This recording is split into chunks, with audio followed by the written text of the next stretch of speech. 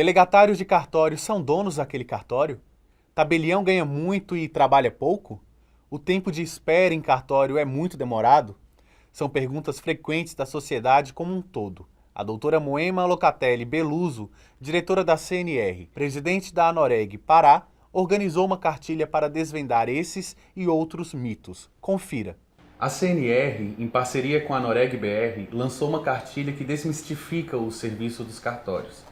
O material, intitulado A Verdade sobre os Cartórios, Conhecer para Proteger, possui informações valiosas sobre a importância dos serviços notariais e registrais para a população. A iniciativa e coordenação foi sua. O que levou a construir essa cartilha? Bom, eu acredito que o que tenha levado a gente a produzir essa cartilha foi justamente a tua fala responde bastante, né? Desmistificar o serviço notarial e registral. Ainda existe muito desconhecimento sobre os cartórios, como que se ingressa na atividade, como que se transforma num tabelião e registrador. Muito desconhecimento, inclusive, sobre diferenças, né? Tabelião, registrador, oficial, notário. Então a gente procurou trazer em perguntas simples e objetivas, acessível a toda a população, a toda a sociedade, perguntas cruciais com respostas também cruciais, para que a gente procure cada vez mais trazer mais esclarecimento para a população. Então perguntas como, não só para a população, agentes públicos em geral, né? Mas perguntas como cartório passa de pai para filho, cartório é apenas carimbada, como que se ingressa na atividade, os cartórios recebem dinheiro dos cofres públicos, como que é a remuneração, como que se dá, enfim, e alguns dados também sobre a atividade notarial e registral, né? Eu acho que isso tudo motivou a construção dessa cartilha, ou seja, o desconhecimento que a CNR e a Anoreg, enquanto instituições nacionais que representam todos os cartórios do Brasil, constataram a partir do nosso dia a dia mesmo, de cada cartório espalhado no Brasil, a gente verifica mesmo, e em diálogos, que existe ainda muito desconhecimento. Então, buscou-se com essa cartilha desmistificar alguns mitos e trazer conhecimento sobre a atividade. Doutora Moema, e de que forma os cartórios são indispensáveis e podem proteger o cidadão? Bom, os cartórios são espaços de efetivação de direitos. Por meio dos cartórios, tabeliães e registradores coíbem a prática de diversos atos que seriam ilegais, ilegítimos e futuramente iriam desaguar no judiciário. Então, por meio dos tabeliães e registradores, que são os profissionais à frente dos cartórios, profissionais com técnica e conhecimento jurídico necessário, inúmeros negócios que seriam fraudulentos ou que poderiam ter algum indício de fraude são coibidos ali no momento do protocolo daquele serviço. Os cartórios exercem uma atividade preventiva, profilática enorme, seja na confecção dos negócios jurídicos, seja no reconhecimento de firma por fé pública, seja no registro de nascimento, no registro das propriedades, na regularização fundiária. Então, diversas situações jurídicas que são levadas até o tabelião e registrador são conformadas com a legislação, e o nosso papel é esse, é justamente verificar se as normas estão sendo cumpridas para que evite que aquele negócio que está sendo transacionado, que está sendo realizado, não seja algo que dê problema no futuro. Então, os tabeliães e registradores, eles são fundamentais para a realização da cidadania, casamento, óbito, nascimento, desde o nascimento, reconhecimento de paternidade, emissão de CPF, tudo isso dentro de uma conformação normativa, dentro de uma verificação muito específica e muito cautelosa, para que todas as questões que sejam levadas até a serventia saiam em perfeito estado e não tenham problemas jurídicos no futuro, desaguando no judiciário. Então, são fundamentais para a proteção do indivíduo, né? Se não houvessem, eu sempre costumo dizer isso, se não houvessem um sem número de fraudes e tentativas de fraudes, não haveria necessidade dos cartórios existirem e de inúmeras outras profissões. Então, a nossa atividade ela é uma atividade eminentemente jurídica que atua na prevenção de conflitos, na medida em que esses negócios e essas transações que são realizadas perante o tabelião e registrador são realizadas perante um profissional de técnica jurídica com fé pública, atuando em nome do Estado, conferindo aquela realização daquele negócio a fé pública necessária, a chancela do Estado e dando uma segurança jurídica muito maior a qualquer ato que é realizado perante o cartório. Com a evolução tecnológica, os cartórios evoluíram e ele tem conseguido atender às demandas atuais? Eu acredito que os cartórios eles vêm passando por uma constante evolução. Desde a Constituinte de 88, houve uma grande sacada em relação aos cartórios, né? Houve uma mudança no regime notarial e registral. Os cartórios deixaram de ter a hereditariedade para passarem a ser uma delegação de um serviço público a um particular aprovado em concurso público.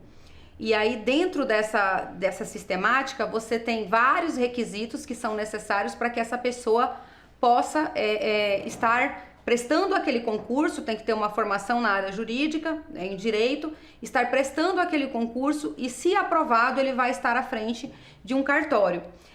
Isso eu já falo que foi uma imensa sacada e um imenso avanço. Então, o concurso público trouxe uma oxigenação muito forte e a atuação do CNJ, com várias exigências que são necessárias para a qualidade e melhora do serviço notarial e registral, a exemplo do provimento 74, eles trouxeram essa obrigação legal mesmo dos cartórios se adequarem à questão tecnológica. Então, atualmente, nós que estamos à frente de entidades representativas, uma das nossas bandeiras é que os cartórios cada vez mais estejam mais e mais tecnológicos, e isso vem sendo fomentado pelas entidades representativas e vem sendo implementado pelos notários e registradores, até porque existe uma obrigação legal de que nós tenhamos um enorme aparato tecnológico para a segurança de dados, que nós somos guardiões, né? Os cartórios são a maior base de dados do Brasil, então a gente tem uma necessidade, por obrigação legal mesmo, de investir em tecnologia. A pandemia acelerou muito isso. Então, hoje em dia, você tem registro eletrônico para o registro de imóveis, várias centrais eletrônicas, você consegue emitir uma certidão de nascimento lá no Rio Grande do Sul e pedir uma certidão de nascimento, por exemplo, do Pará, do Amazonas, e aquela certidão vai estar ali sendo materializada no outro cartório no mesmo dia, muitas vezes. Então você não precisa estar se deslocando, ligando, pedindo para ser enviado pelo correio. Então isso, o que proporcionou isso foram justamente esses avanços tecnológicos da nossa atividade notarial e registral por meio das centrais eletrônicas, a exemplo da CRC, a exemplo do e-notariado e da central do Instituto de Títulos e Documentos e Pessoas Jurídicas, a Semprot, que é a Central Nacional do Protesto, e agora a ONR, né, que vem aí para regulamentar e padronizar o registro eletrônico no registro de imóveis. O atendimento do cartório é muito demorado? Bom, nós temos 13.440 cartórios distribuídos no Brasil, em todos os municípios, né? Estamos presentes em todos os municípios existentes. Claro que a gente não vai ter uma homogeneidade no tempo de atendimento. E, a depender do tipo de serviço, você tem, pela legislação, prazos diferentes para se cumprir. A gente sabe das deficiências que existem, né? Da melhoria que precisa se buscar sempre, constantemente, mas a gente também sabe que a questão da demora do atendimento em alguns segmentos, ela é algo, não é que seja normal, ela é algo esperado. Você não vai num banco abrir uma conta e não pega pelo menos uma fila de 10 minutos que seja. Você não vai abrir qualquer coisa que seja, iniciar qualquer procedimento que você não tenha que passar por um procedimento, preencher algum cadastro. Isso é natural. A realidade hoje, ela exige uma agilidade que muitas vezes é incompatível com a própria segurança jurídica da situação. Então, a gente sabe das deficiências, é uma falácia dizer que atendimento de cartório é demorado, porque você está generalizando tudo, e toda generalização, ela pressupõe certa ignorância a respeito do tema, porque você tem cartórios aí que estão premiadíssimos com atendimentos super ágeis, então não dá para generalizar. Mas assim, enquanto associação, enquanto instituição que representa diversos cartórios, sabemos da importância de se investir mais na qualidade de serviço, na melhora do tempo de atendimento e na estrutura. Para isso nós precisamos ter serventias viáveis economicamente, porque as serventias elas não são, ela é uma delegação de um serviço público exercido por um particular por toda a sua conta e risco. Então, você precisa ter uma serventia forte economicamente para você ter mais funcionários, pagar bons funcionários, ter uma boa estrutura, por mais que alguém tenha que esperar um pouco, ele vai estar esperando num ambiente climatizado, estruturado. E o tempo de atendimento na entrega do serviço, a depender do serviço, tem prazos distintos. Então, um reconhecimento de firma é automático, é na hora. Um registro de nascimento que você vai fazer, ele demora um pouco mais, porque ele vai coletar informações da mãe, do pai, verificar uma série de questões, então demora um pouco. Um registro de imóveis, por exemplo, ele tem um prazo maior, porque é uma série de questões que você tem que ser verificada, uma série de procedimentos que devem ser tomados para a própria eficácia e segurança daquela realização. Então eu acho que, respondendo a sua pergunta, essa informação, da forma como essa pergunta não dá para ser respondida nem sim nem não. A gente sabe que existem cartórios que precisam melhorar, mas eu enxergo que isso é natural de qualquer segmento.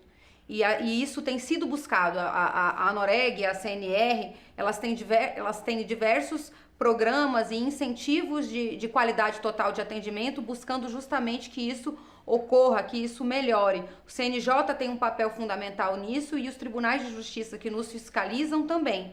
Então essa exigência é algo natural da globalização, desse momento que a gente quer tudo muito rápido, muito ágil, mas muitas vezes isso é incompatível com a própria segurança. Então um pouco de espera é muitas vezes natural. Como a senhora avalia a atuação cartorária durante a pandemia de Covid-19? Acho que a atuação dos cartórios na pandemia foi muito exitosa. Nós não fechamos nenhum dia, nós somos serviços essenciais, atuamos ali na linha de frente, principalmente nos registros civis de pessoas naturais, com os registros dos óbitos. Na minha serventia, por exemplo, a média de óbito mensal normal é 5, 6, até 8. Cheguei a fazer 36 num mês. Então, nós estivemos ali o tempo todo, juntamente com os colaboradores que são o nosso braço, né, direito nas serventias, atuando fortemente nesses registros de óbito, recepcionando essas pessoas num momento tão delicado e atuando de diversas maneiras sem precisar esse deslocamento até a serventia. O serviço eletrônico, notarial e registral, ele alavancou muito na pandemia, até mesmo por conta da necessidade. Então, diversos cartórios atendendo por meio de centrais, de sites, de WhatsApp. Eu acho que a gente teve um salto de qualidade muito grande durante a pandemia e um salto de reconhecimento também. Enquanto o Brasil inteiro fechou, eu sempre digo que os médicos, os cartórios, eles atuaram ali fortemente do início ao fim nas suas serventias ali durante a pandemia. Os cartórios recebem algum recurso de cofres públicos? Quem arca com os custos do cartório? Essa pergunta é muito boa, é uma das perguntas da cartilha também, porque os cartórios não recebem nenhum subsídio governamental, não recebem nada do poder público. Os cartórios não são mantidos por meio de impostos. A remuneração ela é toda inteiramente através dos emolumentos, que são os valores que os usuários pagam ao serviço notarial e registral quando da prestação do serviço, que por essa contraprestação existir, os emolumentos eles são definidos como taxa, espécie tributária, né? Justamente por isso, a taxa ela existe quando há uma contraprestação ou um poder de polícia. Então, nós somos remunerados inteiramente por meio desses emolumentos. Porém, nem tudo que o usuário paga ao cartório faz parte da remuneração do tabelião e registrador. Muito do que se paga é destinado a diversos órgãos que não fazem parte da nossa estrutura. Exemplos: defensorias públicas, ministérios públicos, polícias, advogados dativos, Santa Casa de Misericórdia. Isso varia muito de estado para estado. Isso é importante dizer porque o usuário muitas vezes paga algo e acha que tudo aquilo é para o cartório, e não é. Tem muita coisa dali que não é para o cartório só faz receber e repassar, mas a responsabilidade fica toda ali com o cartório, né?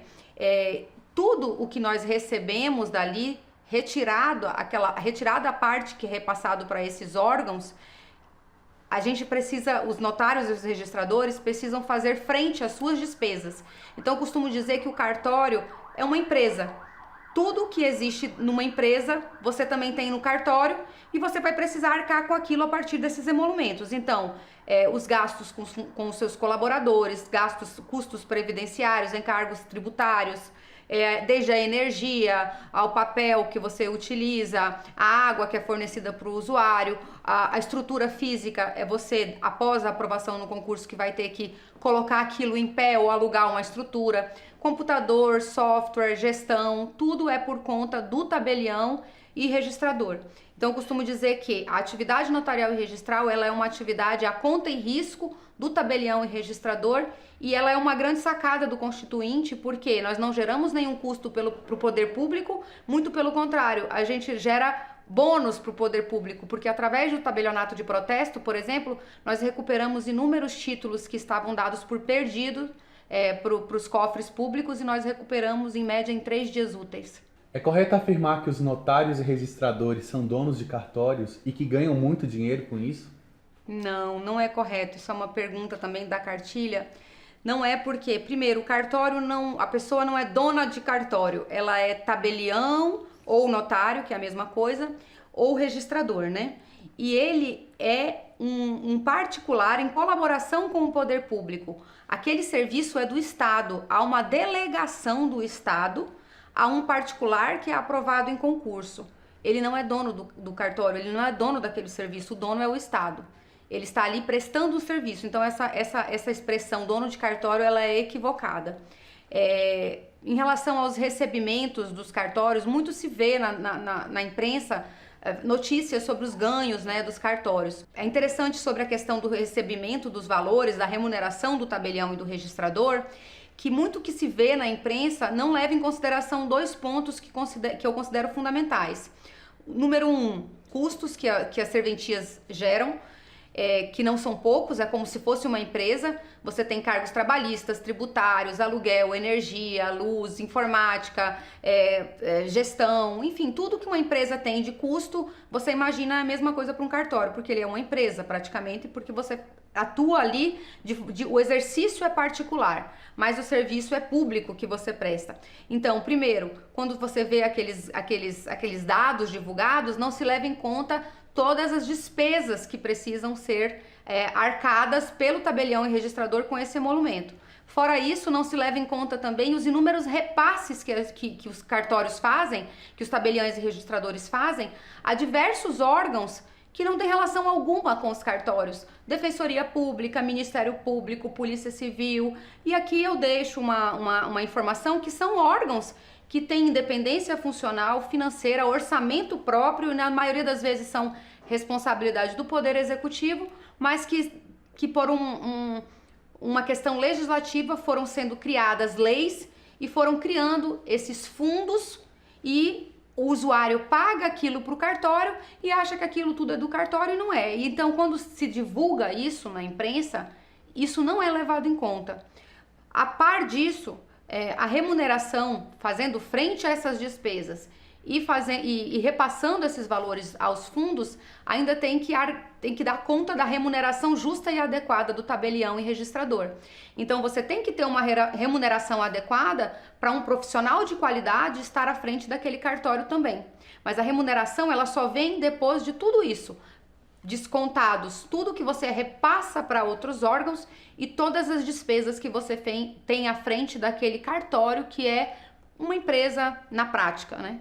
Então, não é verdade. Os tabeliães e registradores, eles exercem um papel fundamental na sociedade e eles precisam ser remunerados. Esses gastos que são divulgados, eles não são divulgados com toda a clareza e transparência necessária para que quem lê realmente entenda como que a gente é remunerado.